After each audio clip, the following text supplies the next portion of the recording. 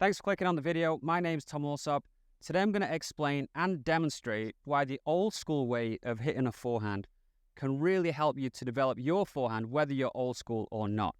It can give you a great foundation to build from so that all of the other stuff that you see online, creating lag, supinating, generating racket speed, the next gen forehand, this can all be done from the foundation, the building blocks of an old school forehand where you're just swinging from the shoulder.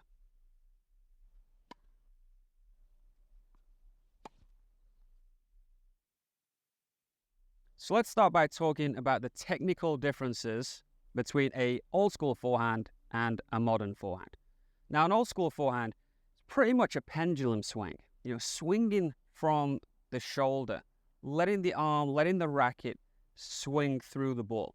A modern swing, which generates a little bit more power, is more of a throwing motion. So guys are pretty much using the same mechanics you would if you were skimming a stone across a pond or throwing a ball sidearm. They're rotating the body, supinating the arm, and pronating on the finish. So it becomes a throwing motion, which again is going to generate a little bit more power than an old school way of hitting the ball. Now, if you currently have an old school swing, you don't need to change to a modern swing in order to play good tennis. We still see John McEnroe, who's about 70 years old, still playing fantastic tennis. He hasn't evolved to using a semi-western. He hits the ball in the way that he feels comfortable playing. Now, what I would suggest is if you have a continental grip because you are proper old school, move to a slight Eastern grip. But that grip will make it a little bit easier to control balls from a little bit higher. I know there are a lot of players watching this who have technique that is not technically sound. It's not ideal.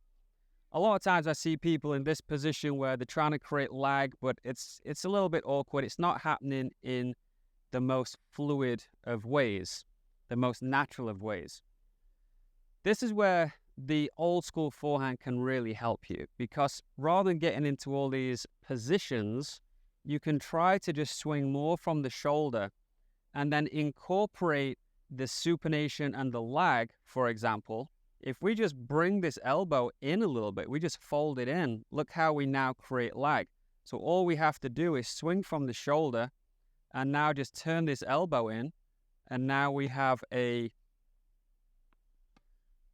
modern-ish forehand that is now a throwing motion, or at least the start of it.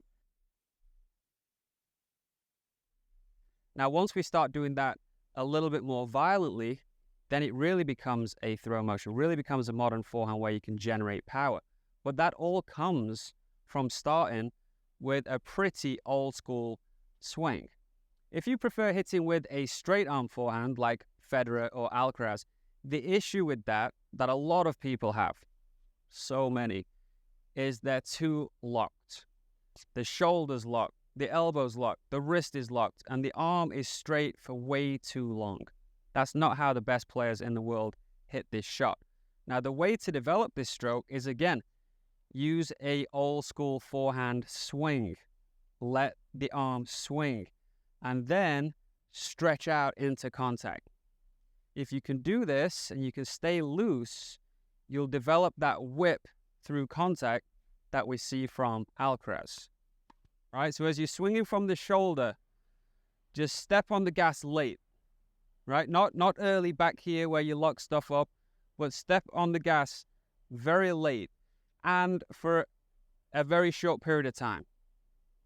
You follow me? So if you think about Alcaraz forehand or Federer, they're here, they're not coming from all the way back here to generate power. They're very relaxed, and then it's here very late where they start stepping on the gas, and then they're also not holding on. They're not got the foot on the gas all the way through the shot, which is why you see people in this position locked, right? So it's just a very short step on the gas, accelerate, and release.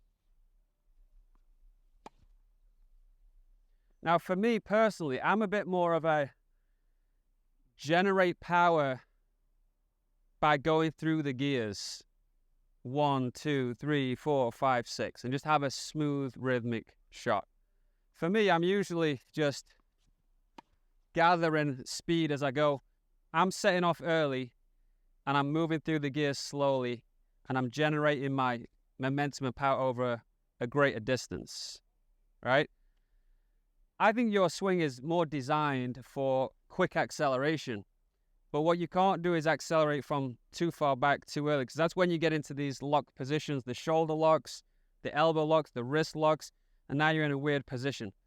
So swing from the shoulder, relax, and step on the gas late, and also step off the gas quickly. Make sense? Come and hit a few. If you like that video, you're definitely going to like this video right here. Go check that out, or you can visit the playlist. There's a lot of content in there that's going to help you with your forehand and ultimately with your game.